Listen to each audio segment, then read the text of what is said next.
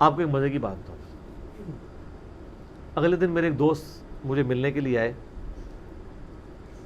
تو وہ پہلے کٹر دیوبندی تھے, آہستہ آہستہ دعوت کی وجہ سے ریورٹ ہوئے. انہوں نے بڑی مزے کی بات سنائی. وہ کہنے لگے میرا ایک دیوبندی دوست تھا, تو مجھے کہتا تمہیں علی نے گمراہ کر دیا, یہ کر دیا, وہ کر دیا. تو کہتا کہ ہوا یہ کہ ہمارے علاقے میں انہوں نے نا, چونکہ مسجد دیوبندیوں کی میں نے بات کی تھی, ہم متولی تھے وہاں پہ, فضائل مال کہتا ہے میں نے پہلی دفعہ لا کے رکھی تھی, اب ان کے لیے بڑی مصیبت تھی. تو کہتے میں اپنے علاقے میں جب واپس گیا تو انہوں نے 1 مہینہ پہلے ہی نا, ایک کراچی میں کوئی دیوبندی مفتی تھا مناظر, اس کو کہا کہ تم 1 مہینہ تیاری کر لو, تمہارا مناظرہ کرانا ہے. وہ مناظرہ ایک اسکول ٹیچر کے ساتھ, وہ بھی سائنس ٹیچر, عربی کا ٹیچر نہیں, سائنس کا ٹیچر.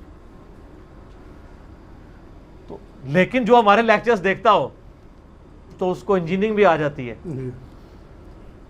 وہ کہتے نہیں 1 مہینے کے بعد, خیر کہتے ہیں میں نے اپنے پوری مسجد کمیٹی کو, امام مسجد کو, اپنے لوگوں کو بٹھایا, وہ بھی پوری تیاری کر کے آئے. ان کو تو پتہ نہیں تھا آگے ہونے کیا والا ہے. تو کہتے ہیں میں نے ان سے کہا کہ یہ بتائیے کہ ہماری جو اب گفتگو یا مناظرہ یا مجادلہ جو کچھ بھی ہوگا, اس کی بنیاد کس کے اوپر ہونی چاہیے, اہل سنت کے منہج پہ؟ انہوں نے کہا ہاں جی. تو ان کا مولانا صاحب میں تو ہوں جاہل, مجھے تو عربی بھی نہیں آتی, تو آپ تو عالم دین ہیں, تو میں آپ کے سامنے اہل سنت کا منہج بیان کرتا ہوں, اور بریکٹ کے اندر جو میں نے انجینئر صاحب کی ویڈیو سے سیکھا ہے. تو آپ اگر میں غلط بولوں آپ نے کہہ دینا غلط ہے, اگر میں صحیح بولوں تو آپ نے تصدیق کرنی. ان کا ہاں جی بیان کرو. اس کو تو پتہ ہی نہیں تھا کہ وہ وہی بولے گا جو ہے. ان کا جی سب سے پہلے کتاب اللہ سے مسئلہ دیکھیں گے, اس کے بعد سنت سے, سنت سے نہ ملے تو اجماع امت سے, اور اجماع سے نہ ملے تو قیاس کریں گے. اس کی تو باتیں ہی کھل گئی. ٹھیک ہے, اس نے کہا یہ اہل حدیث, اس نے کہا میں اہل حدیث تو نہیں ہوں, میں تو کتاب و سنت کو فالو کرتا ہوں. ان کا یہ اہل حدیث تو اجماع کو نہیں مانتے, حالانکہ یہ بھی پراپوگنڈا ہے. اس میں اہل حدیث کا بھی قصور ہے, انہوں نے بھی وہ اس چیز کے اوپر ایمفسائز نہیں نہ کیا, سوائے شیخ زبیر صاحب کے, انہوں نے آ کے اس منہج کو زندہ کیا. ان کا جی بالکل ہمارا بھی یہی منہج ہے, کتاب اللہ, سنت, اجماع. اب انہوں نے کہا پتہ نہیں کیا کرے گا, یہ بخاری مسلم سے رفع الیدین کی حدیثیں لائیں گے, ہم ترمذی سے ضعیف روایتیں رفع الیدین کے ترک پہ پیش کر دیں گے. نہ, اس نے سوال پتہ کیا کیا, مجھے جنازے سے یاد آیا. انہوں نے کہا کہ یہ بتائیں کہ نماز جنازہ میں آپ سورہ فاتحہ کیوں نہیں پڑھتے؟ آپ پتہ ہے حنفی نہیں پڑھتے, پہلی تکبیر کے بعد ثنا, دوسری کے بعد درود شریف, تیسری کے بعد دعا, چوتھی کے بعد سلام پڑھ دیتے ہیں. تو اس نے کہا کہ نماز جنازہ میں تو ثنا ہے, اس میں تو سورہ فاتحہ نہیں ہے. انہوں نے کہا جی بخاری مسلم میں حدیث ہے کہ جو فاتحہ نہیں پڑھتا اس کی نماز ہی نہیں ہے. تو نماز جنازہ ایک نماز ہے, یہ کیسے ہو سکتا ہے اس میں فاتحہ نہ ہو؟ کہتا نہیں ہے اس میں. ان کا بتائیں کہاں لکھا ہوا ہے کہ نہیں ہے؟ کہتا نہیں آپ بتائیں کہاں لکھا ہوا ہے کہ ہے. اس نے کہا جی ہے, صحیح بخاری کھولی. ٹھیک ہے, وہ کہتا ہے بخاری تو میں 25 سال سے پڑھا رہا ہوں. ان کا سر بخاری میں سے میں بھی آپ کو نکال دیتا ہوں کہ عبداللہ بن عباس رضی اللہ تعالیٰ عنہ نے جنازے کے دوران اونچی آواز سے سورہ فاتحہ پڑھی, اور فرمایا یہ میں نے اس لیے پڑھی ہے تاکہ تمہیں تعلیم دوں کہ نبی علیہ السلام کی یہ سنت ہے, آپ کا یہ طریقہ ہے سورہ فاتحہ پڑھنا. ان کا یہ تو آ گیا صحیح بخاری. پہلے وہ کہتا ہے وہ مانا ہی نہ کہ بخاری میں لکھا ہے. ان کا بخاری لے کے میں آپ کو نکال دیتا ہوں. پھر کہتا ہے اچھا ٹھیک ہے لکھا ہوگا, لیکن مسئلہ یہ ہے کہ ہم اس لیے اس حدیث کو نہیں مانتے کیونکہ ہم امام حنیفہ رحمہ اللہ کے مقلد ہیں, تو اس لیے حنفیوں کے نزدیک جائز نہیں ہے. انہوں نے کہا نا, اہل سنت کا منہج ہے پہلے کتاب اللہ, پھر سنت, پھر اجماع, پھر چوتھے نمبر پہ امام حنیفہ. ہائے ہائے ہائے ہائے ہائے, پھنس گیا. اس کا جواب تو اب کچھ بھی نہیں تھا. اس نے کہا میں نے تو آپ کو سنت پہ, ابھی تو اجماع پہ بھی نہیں ہم آئے, سنت میں نے آپ کو بتائی ہے, اور ابن عباس کہہ رہے ہیں سنت ہے.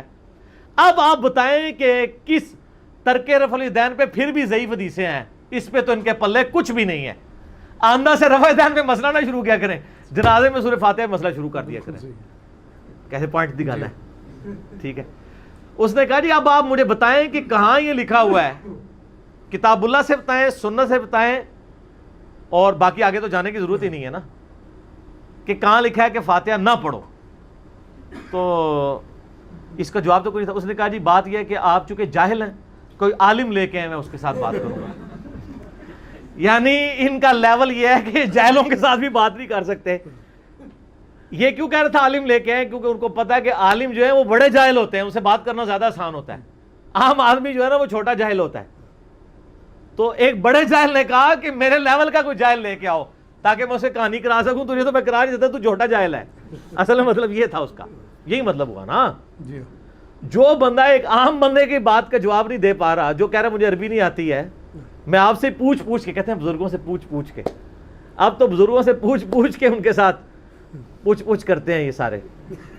اچھا، اور وہی مجھے سنانے لگے. کہتے ہیں ایک پنڈی میں ایک مفتی ہیں بہت بڑے، ان کے بڑے مشہور ہیں. میں نام نہیں لیتا، میں اشارہ کر دیتا ہوں، دیوبندی ساروں کو پتہ ہے، وہ اس روئے عرض پہ ان کے بڑے مفتیوں میں سے ہیں. وہ پھر بالکل پرسنل بات ہو جائے گی. پنڈی صدر میں آپ کے ایک مفتی صاحب ہوتے ہیں دیوبندیوں کے، ٹھیک ہے جی. ان کی جو ان کے نام کے ساتھ جو ان کی کاسٹ آئی ہے نا، وہ توئیں سے شروع ہوتی ہے. بس اتنا میں بتا دیتا ہوں، ان کو پتہ چل جائے گا کون ہے. اچھا، وہ کہتے ہیں جی میرا ایک آفس کا کلیگ ان کے پاس پکڑ کے لے گیا. ان کا جی آپ کیا ہیں؟ ان کا میں جاہل ہوں. سٹارٹ اس سے کرتے ہیں، جاہل ہوں، آپ سے سیکھنے آئے ہوں، یہ نہیں پتا کرنے کیا آئے ہوں. ٹھیک ہے نا. تو کرتے کرتے انہوں نے اسی طرح کہتے ہیں، میں نے اس کو کہا کہ منج کیا ہے، یہ وہ فارمولہ ہاتھ لگ گیا نا سر. تو اس نے کہا کہ اچھا یہ بتائیں سورہ فاتحہ کے بارے میں. وہی والی پورا ایپیسوڈ رپیٹ ہوا. اب اس کو تو پتا تھا کہ یہ مسئلہ خراب ہے. اس نے کہا نہیں، ہم تو سنن مانتے ہیں سورہ فاتحہ پڑھنے کو. اس نے کہا سر اگر آپ سورہ فاتحہ کو سنن مانتے ہیں تو آپ کی جو فقہ حنفی کی کتابیں ہیں ان میں تو نہیں لکھا ہوا. وہ کہتا نہیں، میں کوئی ذمہ دار نہیں ہوں، ہم سنت مانتے ہیں. اس نے کہا اچھا آپ مانتے ہیں تو آپ پڑھتے کیوں نہیں ہیں؟ سر ماننا ہی ہے. وہ کہتے ہیں اس بات کو چھوڑیں. وہ بیسیکلی مناظرہ کر رہا تھا. ہاں میں نے مان لیا، آپ کو اگلے ٹاپک پہ آؤ، ادھر میں تمہیں ٹھبی دیا، ادھر تو تم نے ٹھبی دے لی نا. لیکن اس کو پتہ نہیں تھا، وہ پڑھا لکھا بندہ تھا. اس نے اپنے ساتھی کو کہا کہ ٹھیک ہے یہ مان رہے ہیں نا، آندہ سے یہ پڑھتے نہیں پڑھتے تم نے پڑھا کرنی ہے، اٹھو ہمارا مسئلہ حل ہو گیا. فقہ حنفی پوری ختم. ایک فاتحہ دے مسئلے ہوتے ہیں، مسئلہ ہی ختم ہو گیا نا. تو اس نے کہا کہ آپ کو یہ ہو سکتا ہے ایک لوز بال مجھے بھی دے، میں بھی ایک فل ٹاس پہ چھکا مار دوں. نہ سر، اسی 6 چھکے مارنے ہیں، اس کے بعد ختم. ٹھیک ہے نا، ضرورت ہی نہیں رہتی. ٹھیک ہو گیا. علی بھی اگلا سوال ہے، کیا انڈا توڑتے ہوئے بسم اللہ اللہ اکبر پڑھنا ضروری ہے؟ یہ بڑا جو ہے نا وہ عیارانہ قسم کا سوال ہے. بیسیکلی وہ اب یہ سوال کا جواب پوچھتے ہیں، کون لوگ پوچھتے ہیں؟ جو کہتے ہیں جی پورا دین ہمیں ہمارے بزرگوں نے بتایا ہے. کہاں کتاب و سنت میں لکھا ہوا ہے کہ انڈا حلال ہے یا حرام ہے؟ پہلے تو یہ کہا کرتے تھے. تو میں نے بخاری مسلم سے ثابت کیا کہ نبی علیہ السلام نے فرمایا جو شخص جمعے والے دن پہلی گھڑی میں آتا ہے اسے اونٹ نہر کرنے کا ثواب ملتا ہے، جو اس کے بعد آتا ہے اس کو گائے ذبح کرنے کا ثواب ملتا ہے، جو اس کے بعد آتا ہے اسے بھیڑ یا دمبا یا بکری ذبح کرنے کا ثواب ملتا ہے، جو اس کے بعد آتا ہے اس کو اللہ کی راہ میں مرغی ذبح کرنے کا ثواب ملتا ہے، اور جو اس کے بعد آتا ہے اسے انڈا صدقہ کرنے کا ثواب ملتا ہے. تو صدقہ حلال مال کا ہوتا ہے. لہٰذا بخاری اور مسلم دونوں میں حدیث سے ثابت ہو گیا کہ انڈا حلال ہے. ٹھیک ہے. پھر اس حدیث میں الفاظ ہیں کہ اس کے بعد جب ممبر پہ خطیب بیٹھ جاتا ہے تو فرشتے رجسٹر بند کر دیتے ہیں اور پھر وہ ذکر کو سنتے ہیں. ذکر سے مراد اس عالم کی تقریر کو، بشرطے کہ وہ کہانیاں نہ ہو، کوئی کتاب و سنت ذکر ہو. ٹھیک ہے. تو اس حدیث سے ثابت ہوا کہ انڈا حلال ہے. اس حدیث میں انڈا صدقہ کرنے کا ثواب ہے، انڈا ذبح کرنے کا نہیں. اور ذبح یاد رکھیں اس چیز کو کیا جاتا ہے جس میں سے خون نکلتا ہو، کیونکہ ذبح کا مقصد یہ ہے کہ بلڈ کو آپ نے نکالنا ہے تاکہ جراثیم ختم ہو. ذبیحہ ہم اسی لیے کرتے ہیں نا، تاکہ خون نکل جائے. جھٹکے کا گوشت مسلمان اس لیے نہیں کھاتے کہ اس میں وہ معاملہ نہیں ہوتا. تو تکبیر پڑھ کے ذبح اس چیز کو کیا جاتا ہے جس میں سے خون نکلتا ہے. مچھلی کو تو کوئی ذبح نہیں کرتا، بس وہ نکال لیں، وہ مردہ بھی ہو تو وہ پاک ہے، حلال ہے، آپ کھائیں. سمندر کا مردار حلال ہے. تو انڈے میں سے اگر خون نکلتا ہے تو اس کا ذبیحہ ہوگا نا. تو انڈے پہ بسم اللہ اللہ اکبر نہیں پڑھنا ہوگا. یہ صحیح مسلم میں حدیث ہے کہ نبی علیہ السلام جب بھی کوئی جانور ذبح کرتے تھے تو تکبیر پڑھتے تھے. تو انڈے کو ذبح نہیں کیا جاتا، انڈے کو توڑا جاتا ہے. اس لیے وہاں الفاظ ہیں انڈا صدقہ کرنے کا ثواب. اگر وہاں لکھا ہوتا انڈا ذبح کرنے کا تو تکبیر بھی ہم پڑھ دیتے. لہٰذا انڈا توڑنے کی کوئی تکبیر نہیں ہے. ہاں جنرل ہر ایک چیز کے لیے دعا تو بسم اللہ ہے. چاہے آپ چاکلیٹ کا ریپر پھاڑیں تو بسم اللہ پڑھیں, چاہے آپ کوئی بسکٹ کا ریپر پھاڑیں تو بسم اللہ پڑھیں, چاہے آپ چپسوں کا کوئی لفافہ پھاڑیں تو بسم اللہ پڑھیں. جی ٹھیک ہے, تو وہ تو آپ جنرل پڑھ سکتے ہیں. باقی تکبیر اس کے اوپر نہیں ہے. تکبیر صرف ذبح کرنے والی چیزوں پہ, ہرن کو ذبح کریں, نیل گائے کو ذبح کریں, جنگلی گدھے کو ذبح کریں. ٹھیک ہے, پالتو گدھا تو حرام ہے, جنگلی گدھا یعنی یہ زیبرا, یہ بھی مویشی میں یہ حلال ہے. یہ آپ کو جو گدھے کھلا رہے ہیں وہ تو حرام ہے. بخاری مسلم میں حدیث ہے, غزوہ خیبر کے موقع پر نبی علیہ السلام نے جو ہے وہ پالتو گدھوں کے گوشت کو حرام فرما دیا اور گھوڑوں کے گوشت کھانے کی اجازت دے دی. اس پہ میرا ایک ڈیٹیل کلپ بھی ہے. بھینس, گھوڑا, گدھا, انڈا, وہ کہتے ہیں بھینس کو ہم نے حلال کیا ہے. سر بھینس آپ سے پہلے تھی, اس وقت بھی حلال تھی. یہ اسی طریقے کی آپ نے حلال کیا ہے کہ جس طرح آپ کہتے ہیں کہ ویسے کرنے کے لیے کیلا نازل ہوا ہے. سر کیلے کا ذکر ویسے کرنے سے پہلے موجود ہے قرآن کے اندر, سورۃ الواقعہ کے اندر, اور جنت میں ہے. تو جنت تو ویسے کرنے کی پیدائش سے پہلے کی بنی ہوئی ہے نا, تو اس میں کیلے موجود تھے. ویسے کرنے کے لیے نہیں کیلے نازل ہوئے ہیں. ٹھیک ہو گیا, سب جھوٹ ہے. ٹھیک ہو گیا.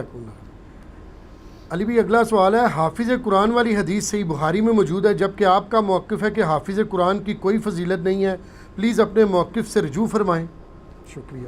نعوذ باللہ من ذالک, میں نے کبھی یہ نہیں کہا کہ حافظ قرآن کا کوئی فضیلت نہیں ہے. میرا تو حافظ قرآن کی فضیلت کے اوپر کلپ ریکارڈڈ ہے.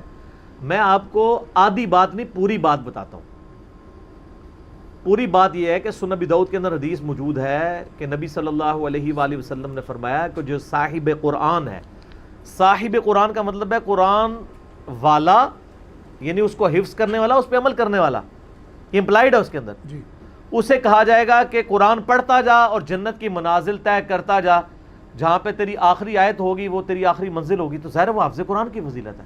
لیکن میں نے یہ کہا تھا کہ جو آپ حافظ طوطے بنا کے نکال رہے ہیں ان کی فضیلت کوئی نہیں ہے, کیونکہ ابو داؤد میں حدیث ہے, ابو داؤد کی سند تو کمزور ہے, صحیح سند المستدرک الحاکم میں, کہ جس نے قرآن یاد کیا, پڑھا اور قرآن کو یاد کیا, قرآن کے حلال کو حلال جانا, قرآن کے حرام کو حرام جانا, تو اس کے ماں باپ کو ایسا تاج پہنایا جائے گا جس کے سامنے سورج کی روشنی بھی ماند پڑ جائے. تو اس طرح وہ حافظ قرآن نکالے نا. حافظوں کی تو شیطانیاں ایسی ہیں کہ عوام الناس ان سے پناہ مانگتی ہے, اللہ ماشاء اللہ. یہ آپ کے جتنے حافظ قرآن تراویحیں پڑھا رہے ہیں ان کو ترجمہ آتا ہے؟ میں نے کتنے پکے حافظ دیکھے ہیں, وہ آیات الٹ پڑھ رہے ہوتے ہیں, ذرا سی بھی ان کو عربی آتی ہو نا تو ان کو پتہ چل جائے وہ یعنی وہ دوزخ کی آیات مومنین پہ لگا رہے ہوتے ہیں, وہ الفاظ کے فرق کی وجہ سے. مومنین والی جو ہے دوزخ کے اوپر, وہ تو ان کو خود ہی پتہ چل جائے میں یہ کیا پڑھ رہا ہوں. اہل ایمان کا ذکر ہو رہا ہے تو ان کو اب دوزخ کی تو بشارت نہیں سنائی جائے گی نا. جی ٹھیک ہے, تو ترجمہ ان کو کوئی نہیں آتا. باقی یہ ٹھیک ہے, بخاری کے اندر حدیث موجود ہے کہ نبی علیہ السلام نے فرمایا کہ جو حافظ قرآن ہے, ایک روایت میں حافظ کے الفاظ ہیں, مسلم میں ماہر قرآن ہے, جو قرآن کو جاننے والا ہے. تو ظاہر اس میں امپلائڈ ہے کہ قرآن کی تعلیمات کو جاننے والا ہے, صرف خالی طوطے والا نہیں. عربیوں میں تو ایشو نہیں تھا, ان کو عربی آتی تھی. جی قرآن میں بھی ہے نا کہ نمازوں کی حفاظت کرو, خصوصاً درمیانی نماز کی, جو مسلم شریف میں آتا ہے کہ عصر کی نماز ہے.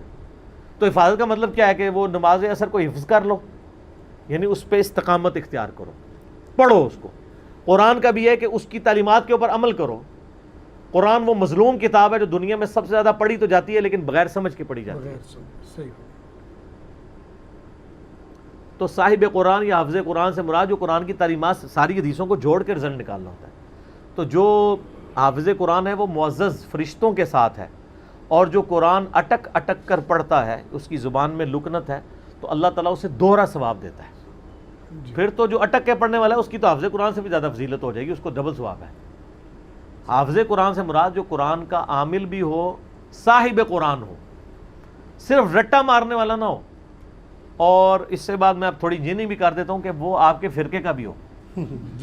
سارے بریلویوں کے جو حافظ ہیں چاہے وہ ترجمہ بھی سیکھ لیں, دیوبندی ان کو جنتی مان لیں گے نہیں, اور دیوبندیوں کو یہ, سنی کو یہ, شیعہ کو وہ, اہل حدیث ان کو نہیں.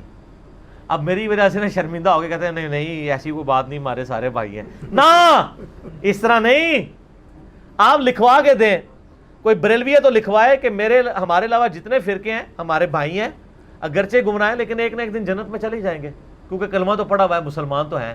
یہ آپ کو کوئی اسٹامپ پیپر پہ لکھ کے دے گا؟ نہیں لکھے. قطعاً نہیں، کوئی لکھنے کے لیے تیار نہیں ہوگا. اور یہاں تو ایک فرقے والا دوسرے کا جنازہ پڑھ لے، کہتے ہیں نکاح ہی ٹوٹ گیا. صحیح. نکاح ٹوٹ جاتا ہے آپ کا دوسرے فرقے کا جنازہ پڑھنے، اس کے پیچھے نماز پڑھنا، اس کو مسلمان سمجھنا، تو پتہ نہیں کیا کچھ ٹوٹ جائے گا آپ کا. تو یہ ان کی کہانی ہے. حافظ قرآن کی بھی کوئی فضیلت نہیں. یہ آندہ سے یہ بالکل بات نہ کیا کریں. آپ کہا کریں ہمارے فرقے کے ہمارے بزرگوں کو ماننے والا صرف اس حافظ قرآن کی فضیلت ہے، تو ویسے ہی حافظ قرآن کی فضیلت ختم ہو جائے گی. کیونکہ ایک فرقے والا کہے گا کہ ان کے حافظ فارغ، دوسرے والے کہیں گے ان کے فارغ، تو ہم تو خوش ہیں دونوں نے فارغ. اللہ یہ کہ کوئی فرقوں کو طلاق دے کے 4 بلکہ 5 تکبیریں پڑھ کے دفنا دے، اور ایک بار جھوم کے کہہ دے کہ نام ہے وابی، نام ہے بابی، میں ہوں مسلم علمی علمی کتابی. ٹھیک ہو گیا. جزاک اللہ.